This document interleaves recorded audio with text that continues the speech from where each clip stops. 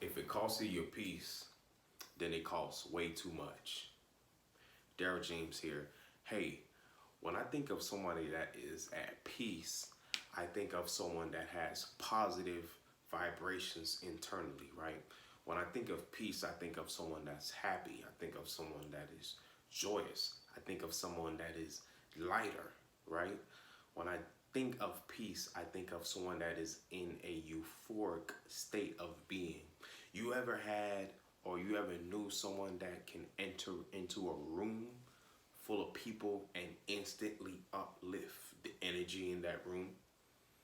Well, I think that is possible because that person is at peace, right? That person has positive vibrations that dwells within them, right? And of course, naturally, whatever can be true on one hand can also be true on the other hand, right? I'm sure you guys also have noticed that someone can enter into a room and instantly downgrade the energy in that room, right? Now, I remember when I used to work at a particular job, since we're talking about energy here and we're talking about peace, I remember interviewing for this job, and this was on a Zoom call, mind you. I just felt the energy of management, the owner.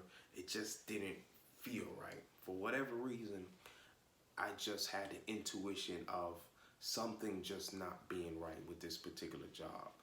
But on my journey of trying to find employment, they actually granted me employment. Nobody else granted me employment at that time. So I was faced with a decision, either take the job or just follow my gut and just try to look elsewhere. But reluctantly, I still ended up taking the job, right? Despite my intuition of knowing that the vibes here, the vibes with management, the vibes with the owner isn't correct, isn't jiving with me, I still decided to take it, right? Of course, naturally, my vibes was right. My intuition was right. The vibes was all off. I had issues from Jump Street. It was just all bad, right? Now, needless to say, I ended up leaving that job unpeacefully, right? Go figure. And without getting into much detail, just know that I left. Why? Why did I leave? Because I realized that no amount of money was worth my peace, right? If it cost me my peace, then it costs too much, right? Some people may argue and say, you know, I've built up my peace, right? I built up my vibrations to where I can go in any room, I can go take on any job, I can go around any person, and I can be in this cocoon of peace, right? Which is awesome, you know. But for others that may be perhaps like me, knows that in a negative situation, it's just a matter of time before you get pulled down, man.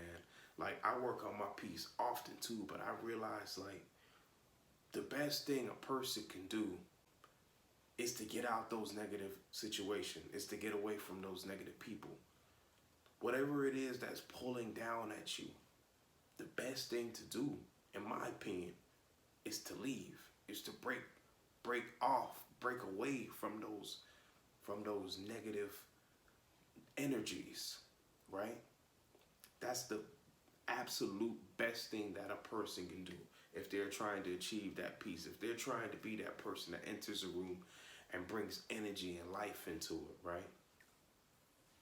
You have to remove yourself from the clutter. You have to remove yourself from whatever is taken away from you so you can continue to add in the goodness, so you can continue to be one with yourself, right? So this is your boy Daryl telling you, take back your peace.